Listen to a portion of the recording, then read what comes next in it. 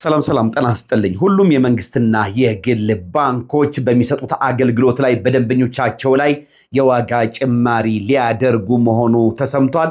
በኢትዮጵያ የሚገኙ ባንኮች ለደንበኞቻቸው በሚሰጡት የዲጂታልና ሌሎች አገልግሎቶች ላይ የዋጋ ጭማሪ ሊያደርጉ መሆኑ ነው የተሰማው። ባንኮቹ በደንበኞቻቸው ላይ በሚሰጡት አገልግሎት ላይ የዋጋ ጭማሪውን የሚያደርጉት መንግስት ሰው ሰራሽና የተፈጥሮ አደጋዎች በራስ አቅም ፈጣን ምላሽ ለመስጠት የሚያስችል ገቢ ለመሰብሰብ በማቀዱ ነው ተብሏል። እንግዲህ ይህም ከየካቲት 1 ቀን 2018 ጀምሮ በሚፈጸሙ ማንኛውም የባንክ ግብይቱ ላይ አዲስ የአገልግሎት ክፍያ ስሌት ተግባራዊ እንዲሆን የኢትዮጵያ አደጋ ስጋት ስራ አመራር ኮሚሽን ነው ያሳወቀው። ኮሚሽኑ እንግዲህ ለሁሉም ባንኮች ባስተላለፈው ጥብቅ ማሳሰቢያ መሰረት የሚኒስትሮች ምክር ቤት ባወጣው ደንብ ቁጥር 576/2018 ላይ በተቀመጠው የማስከፊያ ስሌት መሰረት ክፍያዎችን በመሰብሰብ በኢትዮጵያ ብሔራዊ ባንክ ለተከፈተው የኢትዮጵያ አደጋ ስጋትና ምላሽ ፈንድ ጽሕፈት ቤት እያንዳንዱ ባንክ ገቢ እንዲያደርግ አዘዋል። በዚህም መሰረት እንግዲህ በዲጂታል ባንኪንግ አገልግሎት ተጠቃሚ የሆኑ ደንበኞች ከሚከፍሉት መደበኛ አገልግሎት ክፍያ ላይ የ5% ወይም 5% ተጨማሪ ክፍያ የሚሰበሰብ ይሆናል ነው የተባለው።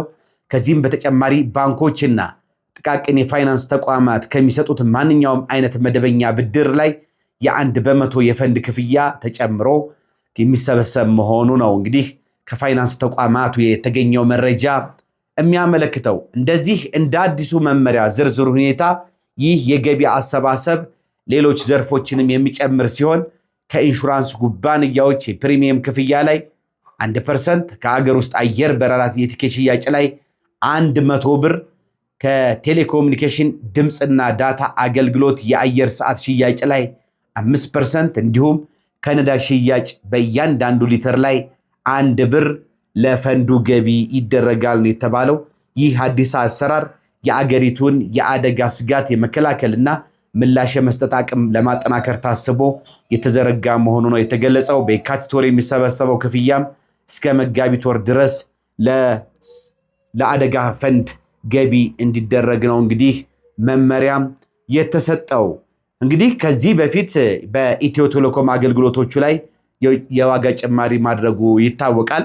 እንግዲህ ተቋሙ በዚህ ዓመት ብቻ 2 ጊዜ ባደረገው የዋጋ ማሻሻያ እስከ 700 ብር የሚደርስ ጭማሪ አድርጎ እንደነበረ የሚታወስ ነው። በተመሳሳይ መልኩም እንግዲህ ቅድም እንደነገርኳችሁ ባንኮችም እንግዲህ በዚሁ አሰራር መሰረት እንዲፈጽሙ ነው የታዘዙት። ለአብነት አዋሽ ባንክ ለደንበኞቹ በላከው አጭር የጽሑፍ መልእክት ከሚሰጠው ማንኛውም አይነት ብድር ላይ 1% እና በዲጂታል ባንኪንግ አገልግሎት ክፍያ ላይ ደግሞ 5% ጨምሮ ክፍያውን እንደሚሰበስብ አስታውቋል። ይህንንም አሰራር እንግዲህ ከየካቲት ወር ጀምሮ ተግባራዊ ማድረግ መጀመሩንም ነው ባንኩ ለደንበኞቹ በላከው አጭር የጽሑፍ መልእክት ላይ ያስረዳው። ባለፈው ዓመት መጋቢት ወር በፓርላማ የጸደቀው ይህ የኢትዮጵያ አደጋ ስጋት ስራ አመራር የተሰኘው አዋጅ ዕለት ደራሽ ሰብአዊ ድጋፍ፣ ምግብ ነክና ምግብ ያልሆኑ የስትራቴጂክ መጠባበቂያ ክምችቶች ለማምረት አሊያም ግዢ ለመፈጸም መንግስት ከተለያዩ ተቋማት በየወሩ ገንዘብ እንደሚሰበስብ ይገልጻል። የመንግስት ሰራተኞችም ከደሞዛቸው ላይ ለዚህ ዓላማ በሚል የተቀነሰባቸው መሆኑን የተሰማው። ምንም እንኳን የመንግስትና የግል ሰራተኞች ከደሞዛቸው ላይ ለአደጋ ስጋት ምላሽ ፈንድ እንዲያዋጡ የሚያስገድድ ድንጋጌ የተሰረዘ ቢሆንም የአዲስ አበባ ከተማ አስተዳደር ግን ከሰራተኞች ላይ 0.5% እየቆረጠ መሆኑ ነው የተሰማው። በተመሳሳይ መልኩ ለብሔራዊ የአደጋ ስጋት ምላሽ ፈንድ የሚውልና የተባለው መዋጮ የከተማው ነዋሪዎች ከውሃ ክፍያ ጋር የሚታሰብ 5 ብር በወር እንደሚከፍሉም ነው እንግዲህ የተገለጸው። በዚህ ጉዳይ ላይ እንግዲህ የተለያዩ ባለሙያዎች፣ የፋይናንስ ባለሙያዎች፣ የኢኮኖሚ ባለሙያዎች እንደዚሁም ሌሎች ሰዎች የተለያዩ አስተያየታቸውን እየሰጡ ይገኛሉ። ከሚሰጡ አስተያየቶች አንዱ ምንድነው? የተለያዩ ዋጋ ጭማሪዎች፣ በየጊዜው የሚወጡ የግብር ህጎች ነዋሪውን ለተጨማሪ ጫና እየዳረጉት ነው በሚል ትችቶችን እያቀረቡ ይገኛሉ። በመንግስት በኩልና እንደዚሁም ደግሞ ይህንን በሚደግፉ ባለሙያዎች በኩል ደግሞ ለአደጋ ስራ አመራር ኮሚሽን ይህ በዚህ መልኩ ዜጎች ክፍያ እንዲከፍሉና በፈንዱ ተቀማጭ ገንዘብ እንዲቀመጥ ማድረጉ የሚፈጠሩ ሰው ሰራሽና የተፈጥሮ አደጋዎችን መንግስት ቶሎ ፈጣን ምላሽ ለመስጠት ያስችላቸዋል እና አደጋ የሚደርስባቸውን ዜጎች በየትኛውም ክልል በየትኛውም አካባቢ ያሉ ዜጎችን ተጠቃሚ ያደርጋል በአግባቡ ከተሰራበት። ስለዚህ እያንዳንዱ ዜጋ ለዚህ ለአደጋ ስራ አመራር ኮሚሽን በብሔራዊ ባንክ በኩል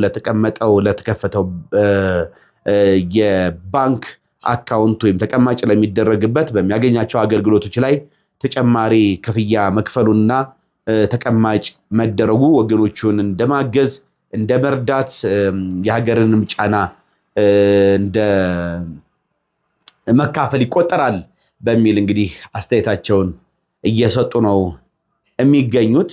በመንግስት በኩልም እንግዲህ ቶሎ ለሚፈጠሩ አደጋዎች ለመድረስ እና ምግብ ነክ የሆኑ ምግቦች ሌሎች የሚያስፈልጉ ነገሮችን በወቅቱ በጊዜው ለማሟላትና ዜጎችን ከአደጋ ለመታደግ የሚደርሱ አደጋዎችን አለን ለማለት ይሄ አስፈላጊ ነው በሚል ነው እንግዲህ መከራከሪያ እየቀረበ ያለው። ውድና የተከበራችሁ የፕሮግራም ተከታታዮች ይህ ወሳኝ የሆነ መረጃ በመሆኑ እንግዲህ በግልም ይሁን በመንግስት ባንኮች የባንክ አካውንት ያላችሁ ከምታገኙት አገልግሎት ላይ ይሄ ተቆራጭ ይደረጋል። ስለዚህ እንድታውቁት ይህንን መረጃ ለእናንተ ለማካፈል ነው። ውድና የተከበራችሁ ፕሮግራም ተከታታዮች እንደዚህ መሰል ጠቃሚ የሆኑ ህግና ቢዝነስ ነክ መረጃዎች ሲኖሩ ማካፈላችሁ ነው የሚሆነው። እስከዛ ድረስ ግን መልካም ጊዜ እንዲሆንላችሁ እየተመኘው ይህን ቻናል ሰብስክራይብ ያደረጋችሁ የፕሮግራም ተከታታዮች ቻናሉን ሰብስክራይብ እንድታደርጉ እንደዚሁ የሚለቀቁ ቪዲዮዎችን ላይክ እና ሼር በማድረግ ለሌሎች ኢትዮጵያን ወንድም እህቶቻችሁ እንዲደርሱና የዚህ የጠበቃ ዩሱፍ ዩቲዩብ ቻናል ቤተሰብ እንድትሆኑ እጋብዛችኋለሁ። መልካም ጊዜ እንዲሆንላችሁ እመኛለሁ። ባባይ